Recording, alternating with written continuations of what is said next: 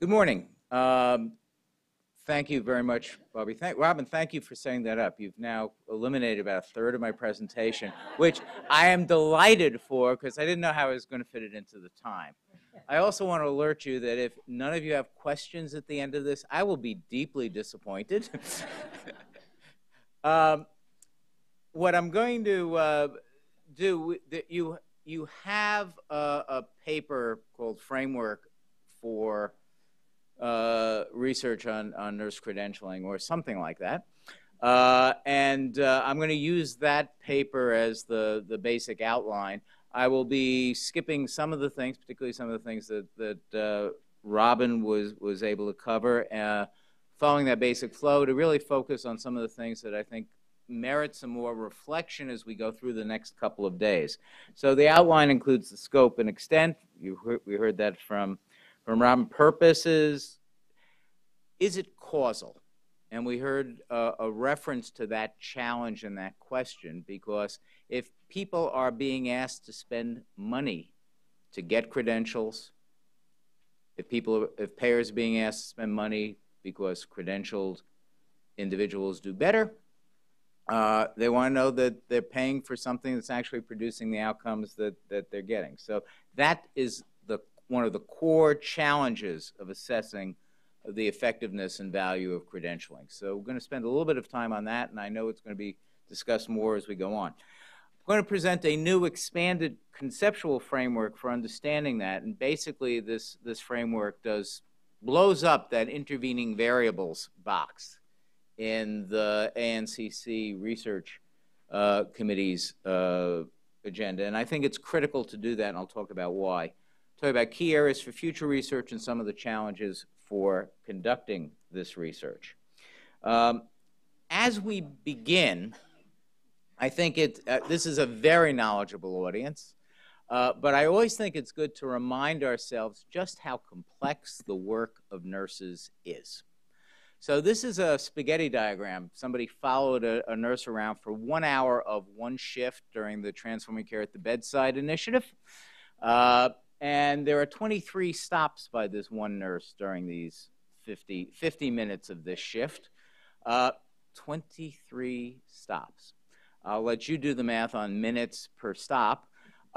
Some of them can be engineered out. There was probably no need for 4 trips to the supply room or for some of the hunting and gathering that went on there. But even when you do that, the core message when you look at a chart like this is nurses that are responsible for 4, 5, 6, 7 patients on a unit have a very complex work environment and a very demanding work environment of them. Intellectually demanding, physically demanding, emotionally demanding, managerially and organizationally demanding. And those who work to provide that unit framework, the unit managers, the chief nursing officers, the chief operating officers of the institutions, have to think about how they're going to integrate not just the work of this one nurse, but all the nurses and the other staff in this very complex environment. It is a complex environment. And in order to understand the potential impact of credentialing, we have to understand how it affects this complex environment. The other thing that we know, and this comes from that Linda Aiken presentation at the first committee meeting, is that the factors that we're looking at to understand what happens to patients in a nursing environment have a lot of interactions. What this shows is the odds of dying. It shows the patient-to-nurse ratio, and as the number of patients that a single nurse needs to treat goes up, the odds of dying go up. That's one of the things that's on this chart. The other thing it shows is that as work environments improve, the odds of dying go down, or as work environments get worse, the odds of dying go up. But it's not simply additive. There are very strong interactions here. And that's one of the key points. We can't treat the individual components. This nurse has a skin credential. This other one has training as a nurse educator. Those are not going to be additive. And as we think about the impact of credentialing, we have to think about how all these different factors interact with one another in a nonlinear fashion. So Robin has already given you the definition from the International Council of Nurses. I'm going to skip it, other than noting minimal and mandatory, or above the minimum, and voluntary as two of the key components. We see this in the categories of individual nursing, the initial licensure for entry into practice, and I briefly have highlighted some of the research credential questions that we have in each of these categories of nursing. So is more staff with a higher license compared to LPNs or unlicensed associated with better outcomes? And as we think about changing the criteria for getting that license, moving to baccalaureate preparation, does that substantially improve the ability of the nurse to perform, or the ability of the systems that employ nurses to perform? Certification of specialized skills, again, are better patient experiences and outcomes associated with treatments by certified nurses. Do organizations employing more nurses have better patient experiences? And why? Is it the training? Is it the experience of the individuals who get certification? Is it the nature of the individuals who seek credentials? Depending upon which of these you believe are the source of that improved performance, assuming there is improved performance, it changes the nature of what you expect from the credential, or the value you assign to the credentialing process per se. And then licensure for advanced practice nursing, where a lot of the questions relate to comparing the performance of advanced practice nurses with other clinicians who provide similar services. We've got the American Board of Nursing Specialties that have 34 nursing certification member organizations and lots of those organizations providing lots of certifications. The ANCC Credentialing Center, the largest, providing lots of certifications. And we need to think about which credentials we want to focus on for research purposes, because when I talk about all the interactions, there's a lot going on out there. And the question is, which ones are the most important to understand in terms of a research thing? When we look at institutional credentialing, we're again looking at Magnet and some of the related programs to that. There's a whole history to the Magnet program going back to early research, not on what was good for patients, but which organizations were good for nurses, which organizations were able to attract and retain nurses. Turns out nurses care about their ability to deliver patient care, so the two are related, but the original origin was about being a magnet for nurses, not being a good place for patients. And we see that in that. Robin pointed out three categories of broad categories for the purposes of credentialing. Those of us who are working on the framework paper expanded that substantially, but these all nest under those three categories. But you see things like improving recruitment, improving job satisfaction, shaping practice, because people with credentials approach practice differently, we think, than people who don't. So you see an expansion, an explosion of the categories from those three. And as we note in the paper, there are different audiences for the credentialing and credentialing research, and each of them have a focus on different aspects of these purposes. So that nurses are more concerned about some aspects than others. Consumers are mostly concerned about the quality and safety components of credentialing. So it's important, as we think about the potential audiences of research, to appreciate some of the differences in what different audiences care about. This is the NCC Framework. It fundamentally, if you apply it, and what we see in a lot of the research, is basically a very reductionist, it encourages a very reductionist kind of research agenda. Reduced form is the term economists use. You start from the left end, credentials, and you regress outcomes on credentials, and you get an answer, and you ignore all the intervening variables in the middle. And there's real power in that research, but there are also real limits in that research. Robin, again, went through some of the key findings. I'm going to skip them. But I just want to stop briefly on the magnet conversation and point out that we've got, when we look at this reduced form type of research, regression of outcomes on magnets, whether they're the nursing outcomes of the improvements in the work environment and nurses' satisfaction with work, or the patient outcomes. One of the things we see is that when we compare magnet hospitals to large groups of other, very diverse groups of other hospitals, the findings tend to be very strong. When we do that kind of research on hospitals that look more like the magnets to begin with, the results tend to narrow, sometimes to insignificance. This was the comment that Robin made about the research being a little bit more equivocal. This raises the whole causality issue and raises the key question of whether it's the magnet credential or whether it's something else about these institutions. And there are lots of ways to deal with trying to resolve that issue. It's about demonstrating causality convincingly and understanding the mechanisms by which those causal results, or causal pathways, are achieved. So everybody who has been in a research design course or a statistics course has been told association is not causality. I say that to my doctoral students all the time. And then I say, of course, we all want our research to be interpreted causally and acted on as though it's causal. So the question is, how do you design the research so that you have some reason to believe that the associations you're seeing are causal? And that's the challenge in doing this kind of research. One of the standard strategies for doing this is randomization. But randomization is extremely hard in this environment. So there are a couple of other strategies, natural experiments, where you find people or organizations are distributed across space in ways that seem to not be based upon their own decisions completely.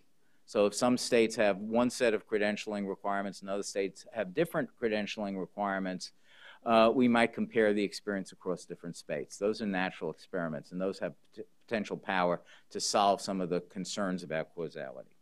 Another is statistical adjustments for the propensity to be credentialed. And we see a lot of that research. And whether you believe that or not depends upon how much you believe the propensity model is working to normalize or standardize everything. And when Matt McHugh talks about the paper on the research methods, this is implicitly going to be one of the major issues that he and that group that did that paper were wrestling with. How do we get to causality through the use of effective propensity adjustments of various kinds? Or getting more comparison groups that look similar and further adjusting for that. But another way to deal with causality is to model the causal pathways. To convince ourselves that A causes B, B causes C, C causes D, therefore we can say with some confidence A causes D through this pathway. But if you're going to do that, you need to be able to specify the pathways, and that's where those of us who are looking at the NCC framework with that one box that said intervening variables got a little frustrated. So this is an effort to explode the intervening variable box in it and to think about some of the causal pathways by which credentialing potentially affects outcomes of interest. And there are several things going on in this. First of all, you'll notice that environmental box that was, I'm red-green color weak. I never see the dots when I project them. The credentialing, the environmental box has been moved in with a causal pathway. Things influence the decision to seek credentials, and that's the endogeneity problem. That's the thing that makes it non-random, that leads us to believe people who are perhaps better educated and therefore already better prepared to practice, or organizations that already have a stronger commitment to quality, are the ones who seek credentials. So we need to really, if we're going to deal with this issue of demonstrating causality, we need to think about the challenge of who seeks credentials and why, and how that influences our ability to interpret what the credential does. At the very top, we then have that competencies and capabilities component. What was the standards component on the ANCC chart? The concept that the credential is intended to provide or encourage the development of certain competencies and capabilities among the individuals and institutions that get it. We need to understand what those are. At the very bottom, we've got the outcomes. Again, I can't see the dot. At the very bottom, we've got the outcomes, and we've broken them up into 4. One is patient outcomes. That's the one on almost on the far right, which is where we tend to focus, but not the only one that's of concern to all those parties that are potential consumers or users or advocates for this kind of research. We've also included population health outcomes here as our tip of the hat to the triple aim. But there are at least 2 other sets of outcomes to think about. One of the outcomes on the nurses themselves, their feelings of competency, their interest in their work, their sense that there's joy and pleasure in work and the desire to keep it, and then organizational outcomes. Does this better attract patients? Does this enable us to have a better bottom line? Does it reduce our cost of turnover to have a more credentialed workforce, or to have gone through the institutional credentialing process? And all those, in turn, feed into the business model for, is it worth doing? So we've got the top, the competencies, the bottom, the outcomes of interest, and then in the middle, we have our effort to expand the concept of the intervening variables. And we really thought about 3 different pathways. One pathway is the nurse performance pathway, that the credential, whether it's an individual credential or an institutional credential, affects the ability to deliver care to the patients that they immediately have under their charge. And that's a very powerful pathway, and that's often the one that we tend to think of in our own mental maps of this and emphasize. But there are at least 2 other pathways through which we might expect credentialing to operate. One is through the work environment. Having more credentialed nurses means the work environment is different. If I, as an uncredentialed nurse dealing with a pressure ulcer in my patient, have a credentialed individual, can I go speak to them? Can I get a quick consult on what to do? Or alternatively, does the charge nurse organize things so the patients at greater risk of skin breakdown or already have skin breakdowns get assigned to the nurses with more training? That's a work organization issue, not just an individual patient outcome issue. And likewise, we've got what we call, following some of the literature, the individual architecture, the culture, the climate, the leadership component of the organization, all of which can be directly affected by credentialing, all of which can be affected by the presence of nurses with credentialing in terms of what the leadership does, how they do it, what culture is established. If, as is asserted, baccalaureate-prepared nurses are more critical thinkers, how does having a larger group of critical thinkers on the front line affect the culture of the organization? And how does that, in turn, affect the outcomes? Those were some of the things that we were thinking about and reflecting on as we tried to expand that intervening variable box and really think about the various and different pathways by which credentialing influences these 3 sets of outcomes, 4 sets of outcomes that we put at the bottom of the chart. Some of the key issues for credentialing research that emerged from thinking about that, thinking about the users of the research, the audiences for the researchers and what they need. As we thought about, was examining causal pathways by which credentialing influences outcomes. Is it really the credentialing? If you're asking my organization to pay $50,000 or $100,000 to pursue Magnet, what am I going to get from it?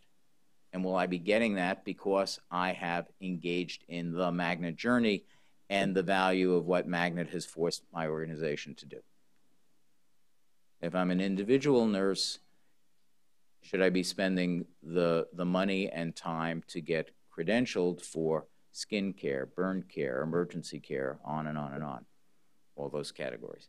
So we need to understand the causality, and I would argue that means we need to really understand the causal pathways and how robust they are. The second is, as I said, assessing the value of credentialing. Why should individual nurses and organizations pursue, support, or require credentials? Why should accreditors of organizations? Should payers pay more for organizations that have credentials? Should they be encouraging that as part of their standards? So what is the value here?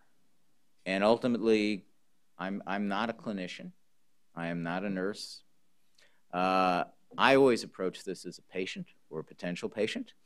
So what's the value for me as a patient to know that this organization or this clinician that's working with me has these credentials? And should I be paying more for that? What is the value? That is the second set of key elements of the research agenda, assessing the value. A third key issue for credentialing research is better methods to provide confidence in the answers to these things. So we need rigor that is going to reduce bias. That challenge that maybe it's the better people, the better organizations that go get the credential, and not all of them do. So it's a very weak signal rather than a strong signal. How do we reduce that bias? How do we get rigor in the research? How do we deal with the fact that we're not randomizing here? We may have some quasi-experiments, natural experiments, but we're probably not randomizing. And therefore, we have to think about how we're going to work with observational data to get answers in a very complex environment. As I said, lots of interactions here, lots of variations, lots of things that bounce together in nonlinear ways, as we saw on that earlier chart of work environment and staffing ratios. So how do we get large enough samples, robust enough samples, rich enough data to allow us to really explore and understand all the interactions among these factors and variables? And how do we model and test the causal pathways? Those struck us as we were working on the frameworks paper as some of the key issues in moving the credentialing research agenda forward. Finally, I want to speak to some of the challenges in doing this that we also reflected on as we were working on it. One is we're not clear what the demand is among key stakeholders for this research. So there's an issue of not only what is the current demand, but for those who believe that credentialing is potentially going to be important, but we need to test that, and if it is, it needs to be reflected in standards and payment. There's a need to mobilize the constituency for this research. And we need to think about how that mobilization takes place in terms of what consequences we expect to have. Sorry, let me say that again. What consequences we expect better research on credentialing to have in the decision-making of institutional leaders, individual clinicians, payers, accreditors, standard setters in general. Second issue is the issue of funding. And here we see a chicken and egg problem and challenge. There's a perceived, what is the perceived value of this research in the absence of strong findings? clear findings. The value is what is going to lead funders to invest in this research agenda. So how we build that sense that there's important research agenda here that's worth pursuing becomes critical. But also, who's going to fund this? Whose agendas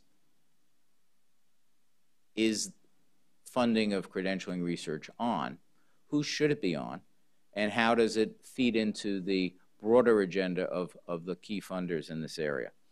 Part of this chicken and egg problem is potentially the need for initial funding to test and justify larger research programs. So we need to think about core funding and seed funding, as well as ongoing funding for larger projects. We have a great deal of need for improved methods, and there's going to be a continued substantial discussion of that in the rest of the workshop, so I'm not going to pursue it any further. I've already commented on some of the things that I think are needed to strengthen the methodology. But the other issue is there's very limited data availability that we've seen, and that's been a major restriction on what kind of research can be done. You know, funding, the ideas are potentially there, funding may or may not be there, but if you don't have the data, you're stopped dead in the water when you're trying to do research. So how do we get data that will be useful in pursuing this agenda? One of them is to identify the extent and scope of credentialed staff and organizations. We don't even have good data on where credentialed staff are and who they are and how dense or not dense they are in different environments. So that becomes a challenge. You can't identify the targets of your research. It's hard to design the research. But beyond that, we have those three sets of outcomes: patient, nurse, and organizational. And we need to be able to link the credentialed staffs or the credentialed organizations to each of those three. And particularly when we talk about the individual credentialing, we have virtually no data sets that link patients to credentialed individuals or units at which we want to do most of this research. And again, we have a session in the workshop that's going to talk about the data challenges, but it's a critical challenge to successfully pursuing the research agenda. And finally, we've got the always the issue of dissemination. As we prepared this frameworks paper, the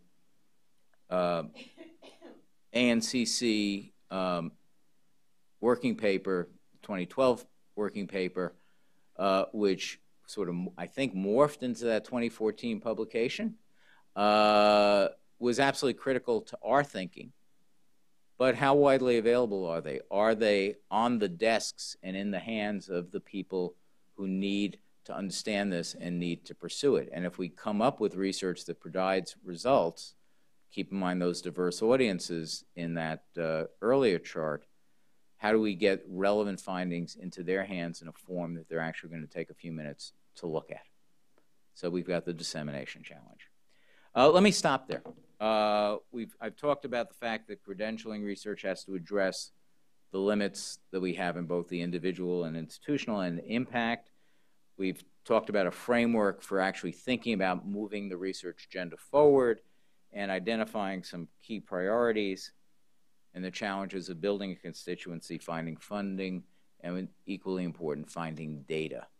So that's the introduction and orientation I wanted to provide to this overall framework for thinking about credentialing research. And with that, we'll move into the Q&A period.